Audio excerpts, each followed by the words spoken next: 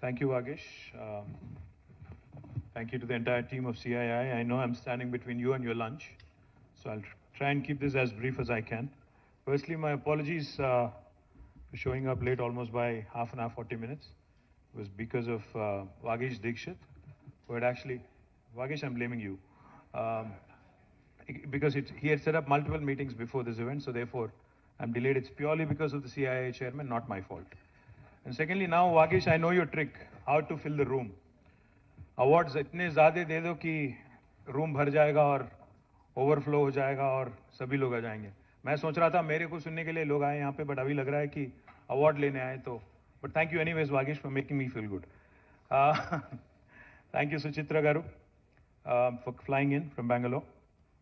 I have to remind you that this is your base. Bharat is here. So you should not go to Bangalore and Vizag very often. You should stay here more often, do more business, write more checks, continue to expand, continue to create more vaccines, continue to consolidate our position as the vaccine capital of the world. Thank you very much. Yes, absolutely. Very, very, very often. And thank you for writing a check yesterday as well. Jalachari was there, for the Sania Mirza farewell exhibition match. Thank you very much for that as well. Jayesh, the other Jayesh. Thank you, Jayesh. We have my Principal Secretary, Jayesh Ranjan, the incoming Chairman, Shekhar Reddy Garu, and of course our visitor guest from Kerala, who I dragged on incidentally.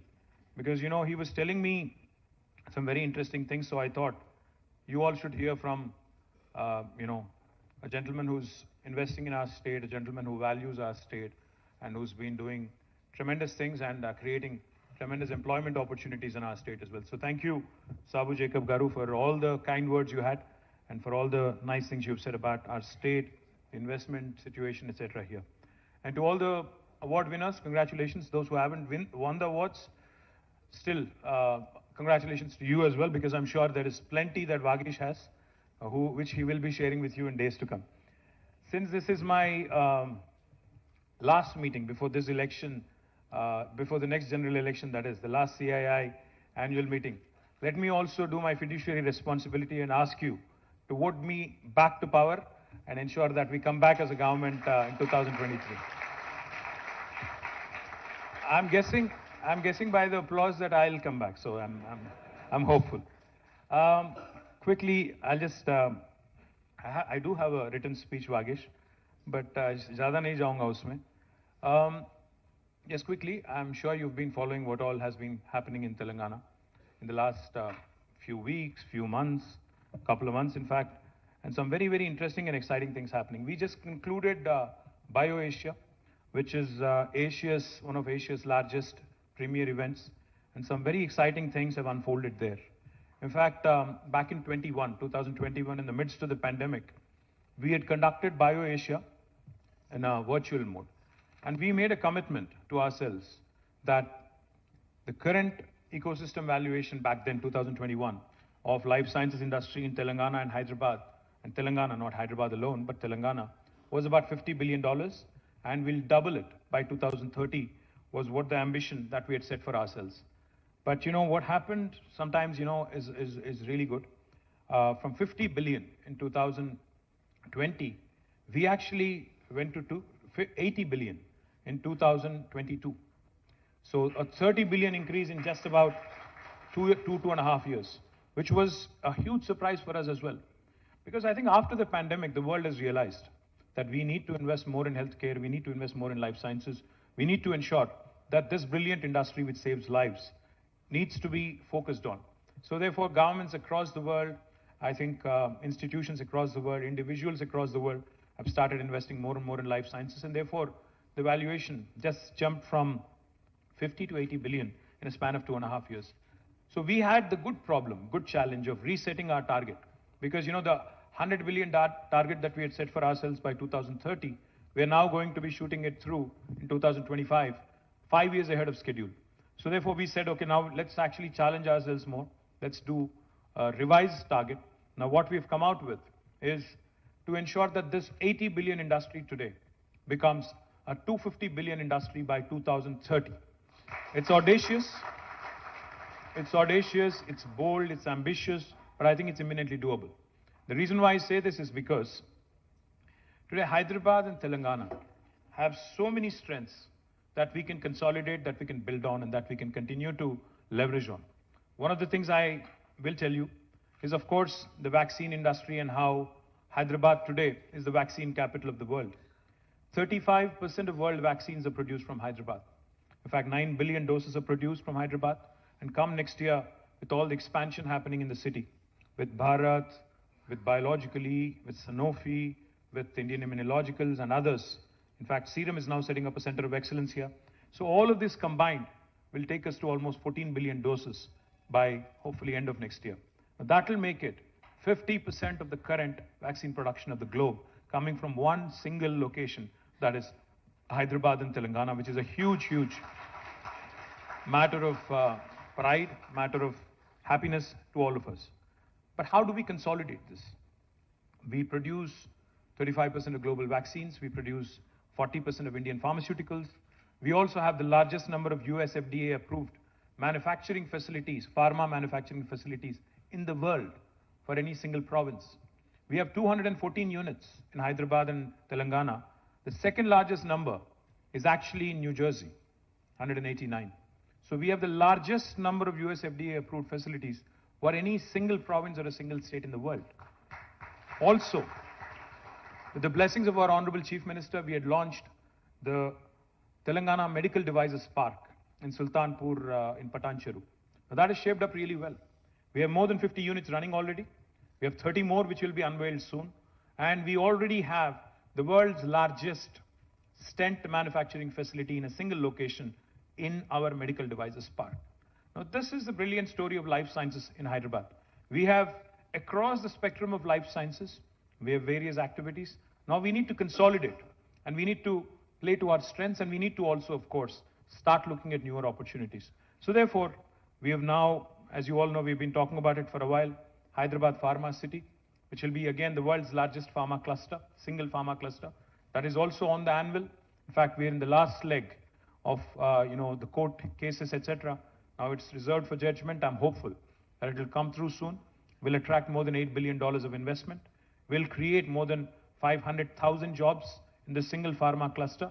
We'll add to the valuation, we'll add to number of plans that we have with respect to pharma sector. Also, we are expanding Genome Valley. We are also expanding Medical Devices Park. The demand is more than the supply right now, in fact. And I think each and every time I visit Genome Valley, each and every time I visit the Medical Devices Park, I only come back more energized and more enthused about the possibilities, about the future, about the growth opportunities, and about how Hyderabad and Telangana can continue to create opportunities for the rest of India and the rest of the globe as well. I'm very confident that life sciences ecosystem and its valuation and the targets that we have set for ourselves of $250 billion by 2030 is imminently doable, provided, of course, I'm elected back and provided I'm running the state and I continue to run the state as well. Not only life sciences, jokes apart, not only life sciences, we also have several other strengths, several other strong areas. Technology, as you all know, is again a very strong suit of Telangana. Today, Hyderabad and Telangana can boast of some of the strongest names in technology in the world. Just before I came into this room, I was talking to a UK-based company called Deliveroo. They're like the Swiggy and Zomato version who operate in 10 plus countries across the world. They have a tech development center here. It started last year. And they were telling me how swiftly they were growing in Telangana. Not only do we have the startups, we just had 2 or 3 startups, who were all awarded here. Maruth Drones, Prem, Bharat and Pawan from Skyroot, the entire team of Dhruva Space. These guys are charting, the new unknown territories. In fact, nobody ever thought space tech in India would be a sector that would be talking about with optimism. But today, we have 2 Hyderabad startups. Skyroot, which sent the first private, rocket into space in first attempt successfully. I think they deserve a huge round of applause. Guys, if you can please stand up for a minute. Bharat and Pawan, did they leave the room or? They left the room, okay. So they're a T-Hub incubating and they have done really well. Even Elon Musk, by comparison, just to draw a quick, simple comparison. Even Elon Musk and his company SpaceX had to make 3 attempts to send a rocket successfully into the orbit. But they have done it in their first attempt. The second company I'd like to acknowledge is, of course, Dhruva. Are you guys here? Okay, these boys, please stand up. These 4 guys, just after a week, after Skyroot had done the rocket launch, these guys have sent nanosatellites through a Thibault mission into the orbit as well. Please give them a big, big round of applause. So these are the new guys, he said. These are the new guys, these are the change agents, as I call them, who are giving me hope. Where is Prem of Marut? Is he here? If he's here, Prem again is redefining the whole drone space. In fact, he was instrumental in working with us in launching a very unique project. Prem, that is Prem, by the way. Prem from Marut Drones. He was instrumental in launching a wonderful project called as Medicine from the Sky. When we delivered, we were the first state in India to partner with the World Economic Forum, to partner with Apollo Hospitals, to deliver medicines and vaccines from Hyderabad, Vikharabad to remote areas, to remote PHCs and other locations. Now, these are some cutting-edge, cool technologies that are going to redefine the landscape as far as we can see in India. So information technology and the technology prowess of Hyderabad. You know, we have some of the largest companies in the world whose largest bases are here. Amazon's world's largest base is in Hyderabad. Largest campus is in Hyderabad, not in Seattle. Google, Apple, Meta, Microsoft, of course, and Salesforce, Uber, Micron, Qualcomm, all of these companies, their second largest bases in the world outside of their headquarters is right here. In fact, we have more than 1 million people working directly in technology from Hyderabad. Now, what does this do? On the one hand, we have strong presence in life sciences where we have more than 450,000 people working in the life sciences area. And we have technology where we have more than 1 million people working right here in Hyderabad. We all know how pervasive technology is in today's world, because technology has literally not left any sphere of life untouched. We live in a world, where devices talk to each other. We live in a world of interconnected devices. The day is not very far for those of us who are over 40 and over, into the middle age. Let me tell you, the day is not far when your phone is going to give a command to your car, which will in turn talk to your refrigerator, which will also in turn talk to your daughter or son, which will also in turn talk to your stereo, and make sure that everything is synchronized and you move in a seamless fashion. The day is not far. Might sound a bit far-fetched, it might sound a bit like a science fiction movie, but the day is not far. Why am I bringing that up? Technology has become so pervasive that even pharmaceutical industry, even life sciences industry is not exempt from the pervasiveness of technology. So we have Novartis in Hyderabad, who employs 9,000 plus people, who's actually only doing, out of which only 400, 500 people are doing pure play research and development in a laboratory. The remaining people that are working for Novartis are engaged in digital drug discovery, are working as biostatisticians, are engaged in biomedical engineering, are engaged in biomedical innovation. Technology, therefore, is going to be that beautiful point of confluence for other spheres of life. If you could be a manufacturer. We have Schneider here in Hyderabad, whose factory has been rated as one of the best lighthouses in the world in terms of smart manufacturing facilities for their factories across the world. And now Schneider is a global company, but their factory here has been rated as one among the best in the world in terms of leveraging technology and bringing in practices with respect to Industry 4.0. So that is the sort of pervasiveness of technology I'm trying to bring up to your notice. I keep saying this and I can't say it enough. Hyderabad is that place where biology meets technology, where life sciences meets data sciences, where Mangoverse meets Metaverse, where paratha meets dosa, where idli meets dokla. The reason why I say this is because India needs economic engines like Hyderabad to continue to attract talent from across the country and across the world. We cannot make do with what we have alone. Of course, we want our youngsters to get lion's share of the jobs, but we also need to understand and emphasize that we need talent no matter where it is from. See, some of our youngsters from Telangana and Andhra are living in the US, are living elsewhere in the world. If they want to come back and set up shop here, they want to come back and give their learnings and give their knowledge, impart their knowledge and create enterprises here, would we not welcome them? So exactly, you have talented individuals across the country in India today who we would want to attract. In fact, the point of confluence, technology plus other spheres of life, as I was pointing out, has become so pervasive that today if you look at the world order, the largest book seller in the world does not own a bookstore. The largest transporter in the world does not own a single vehicle. And the list goes on. Uber, Amazon, neither of them actually have any physical assets in terms of the business they actually are engaged in. So what we need to understand is how paradigms are being redefined, how new business opportunities are emerging. So therefore, Telangana government, understanding this fully and wanting to leverage sustainable mobility, the electric vehicle revolution that's unfolding, we have now launched the Telangana Mobility Valley. Because we understand the automobile of the past was all about design, was all about how robust it should be, how reliable it should be, etc.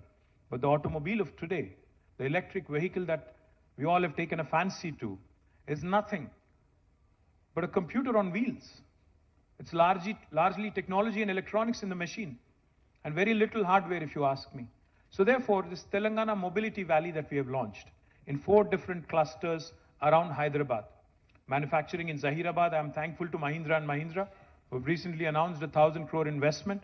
I'm thankful that they would be manufacturing electric autos, the 3-wheelers from there. It's one of their largest growing segments. Likewise, I'm also thankful to Amar Raja Batteries, who's now setting up one of their largest investments, 10,000 crores almost, in Divitipalli, in Mehboob Nagar. And I'm also thankful to several other operators who've signed on to create this vibrant mobility valley. What Genome Valley has done to the life sciences industry, I'm pretty confident that the Mobility Valley will do to the sustainable mobility industry, and Hyderabad will become the nucleus in India of this specific industry, which has an immense potential in the decades to come, in the years to come.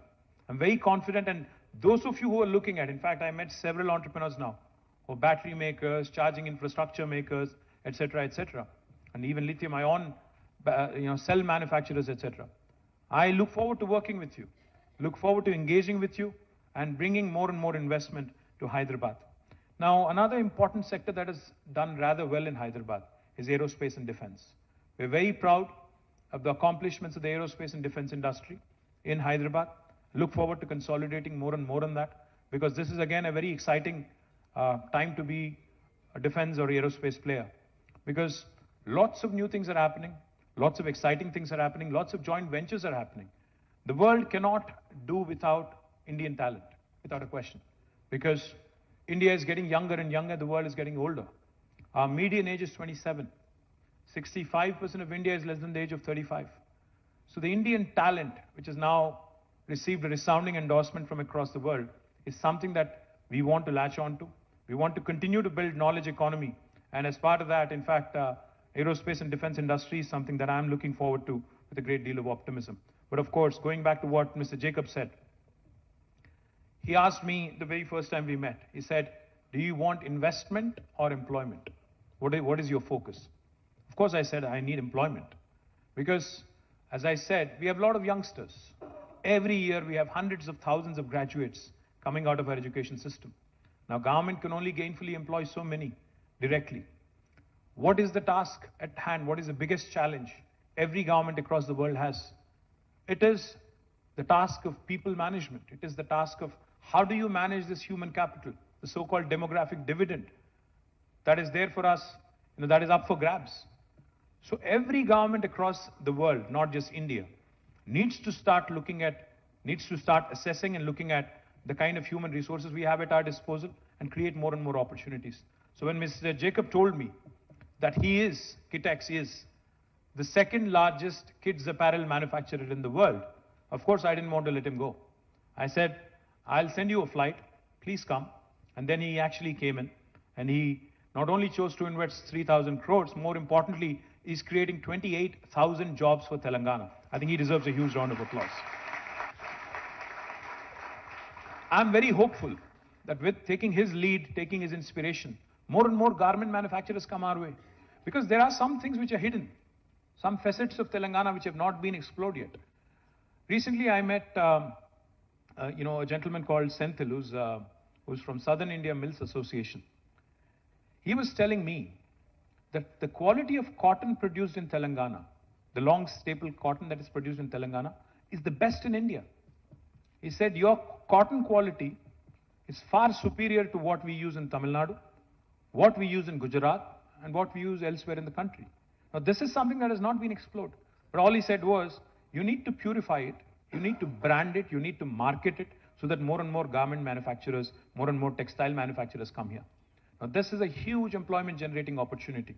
We've already launched Kakatiya Mega Textile Park, where Kitex is the anchor. It is India's largest textile park in about 1250 acres. Not only do we have Kitex, we already have a unit running by Ganesha Ecosphere. We also have Youngwon, a Korean company, who's also taken 300 acres of land, who's also going to start, construction very, very soon. Now, this park alone will create hundreds of thousands of jobs. Similarly, we have ambitions to create smaller clusters of opportunity in garmenting and textiles. More importantly, electronics, another very, very exciting area. You may have seen the announcement recently, last week in fact. We had unveiled India's largest prototyping facility called as T-Works, because we want to encourage product innovation coming out of Hyderabad, product innovation coming out of Telangana. The chairman of Foxconn was here. He had unveiled T-Works. He had a great meeting with our chief minister. He has again, because there was some confusion with respect to what was said and what was agreed upon, so he issued a rejoinder yesterday, a renewed commitment yesterday, saying, I'm committed to investing in Telangana, and we have chosen Kongar Kalan, the 200 plus acres of land in Kongar Kalan, to set up our manufacturing facility. I'm very, very hopeful that with Foxconn and other electronic manufacturers coming in, not only will the local ecosystem get a huge boost, but it will create great many opportunities for Telangana youngsters going forward as well. But I can't close out without talking about what is happening in the rural area in Telangana as well. Under the leadership of our Honorable Chief Minister, we have completed, in a span of 36 to 40 months, we have completed the world's largest lift irrigation project called as Kaleshwaram.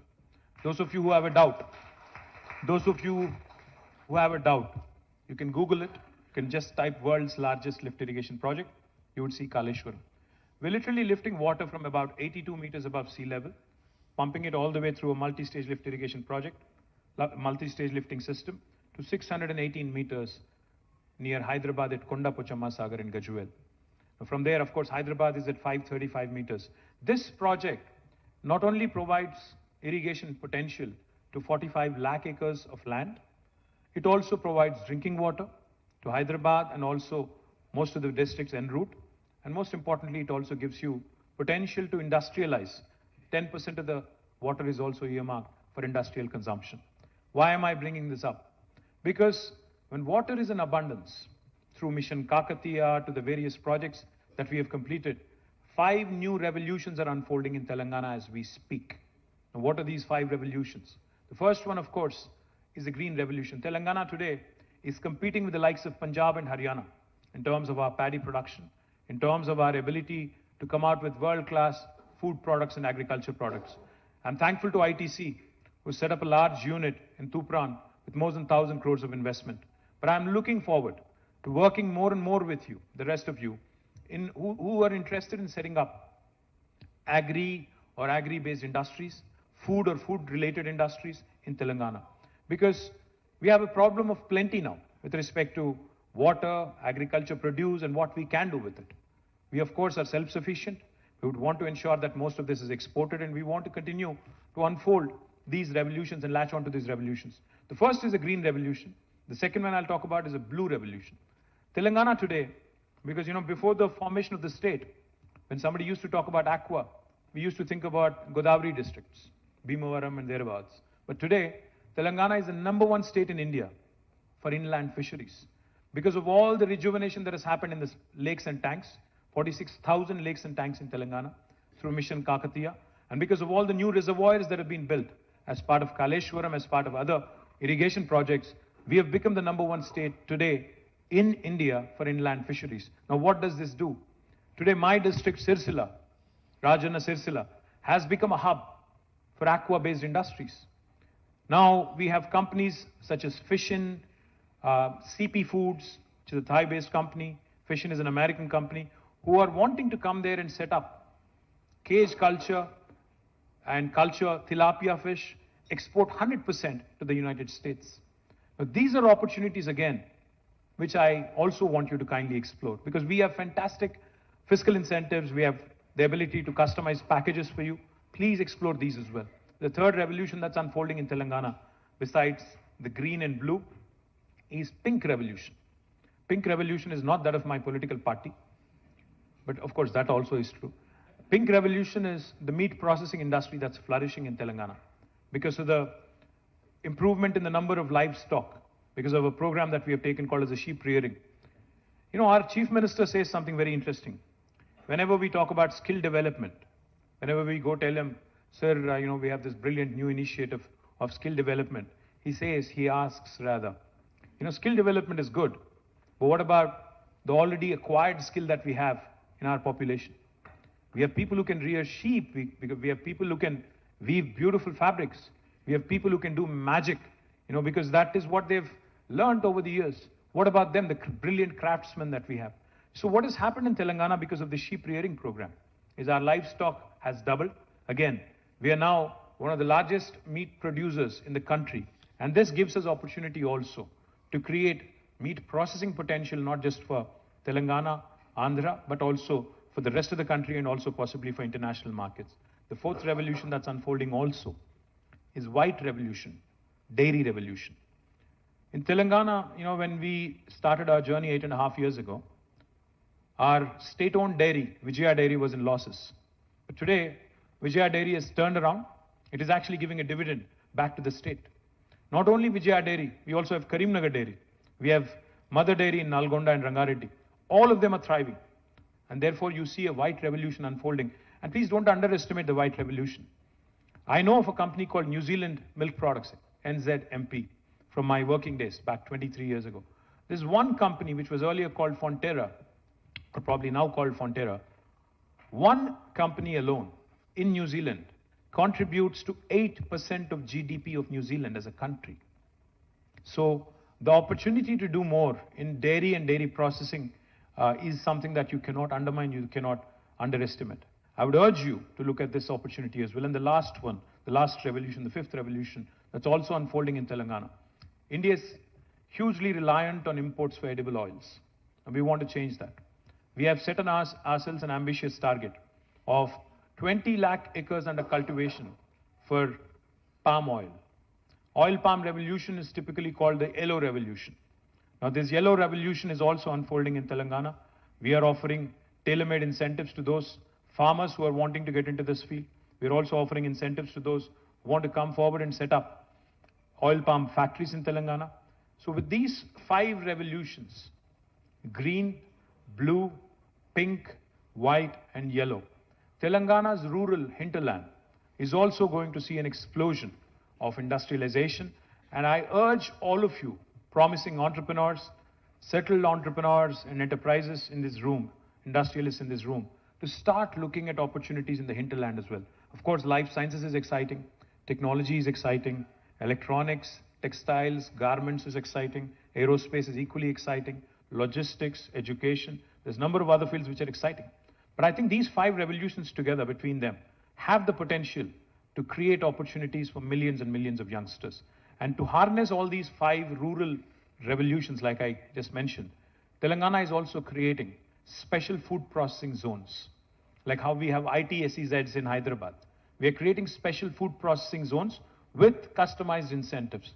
So those of you who are interested, I remember a day when I was a kid in school, when Hyderabad was the nutraceuticals capital of the country. I remember कि हमें एक बार excursion पे ले गए थे, बस में बैठ के हम लोग गए थे, शायद काटेदान था या कुछ और था या उपल था, याद नहीं है। एम्प्रो बिस्किट फैक्ट्री गए थे हम लोग, पता नहीं एम्प्रो है कि नहीं, आज याद भी नहीं है। जाते ही वहां पे पूरा खुशबू, वो बिस्किट वाला खुशबू आने लगा, अच्छा लगा। आज कहीं वो खुशबू नहीं मिलती है।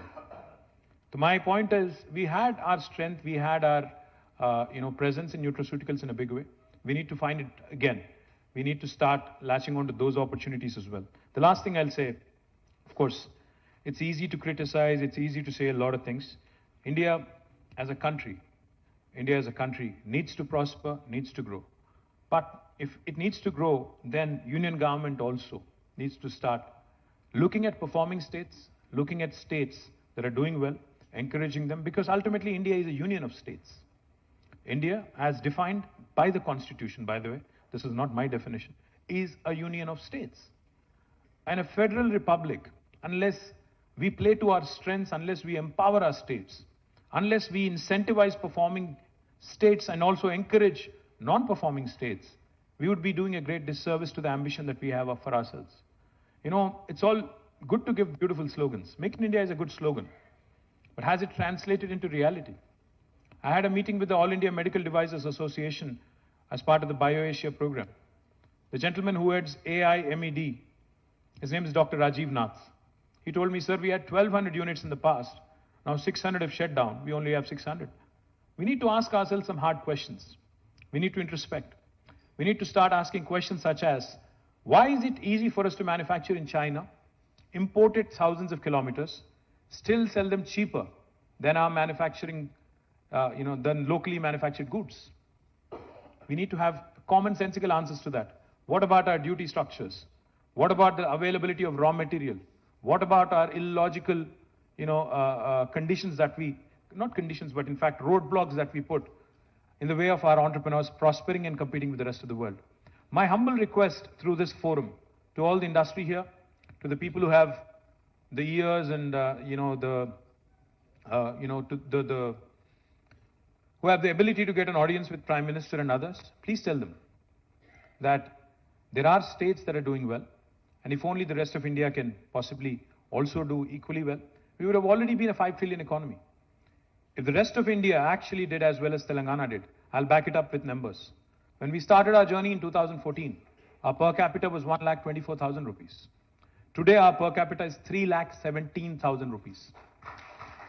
Our gross state domestic product back in 2014 was 5,06,000 crores. Today, it is 13,27,000 crores. On both these counts, we have risen. We have enhanced by 155 and 162%. The rest of India, unfortunately, did not do as well as we did. If only the rest of India did as well, we certainly would have reached the ambition of 5 trillion target in 2022 itself. Unfortunately, even though we are a performing state, we are penalized. Hyderabad Pharma City, which will be the world's largest pharma cluster, will not receive support from the government of India. Kakatiya Mega Textile Park, which is the largest park in India for textiles, has zero support from government of India. We will not receive new manufacturing clusters for electronics.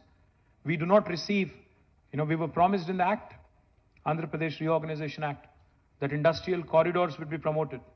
Special incentives would be given for industrialization in the state of Telangana and Andhra. I speak for both states. Unfortunately, they have not materialized in 9 years.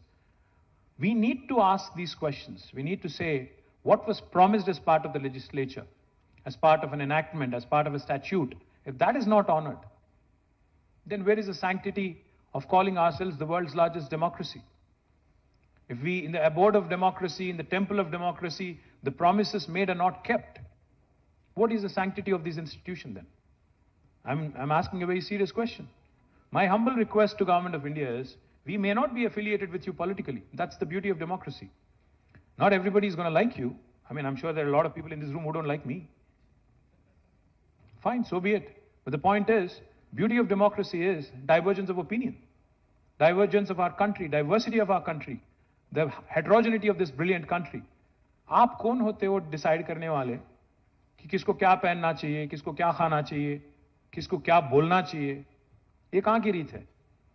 All I'm saying is, if you understand that India is a union of states, and if stronger the state, stronger the country, then encourage and pat us, incentivize performing states moving forward.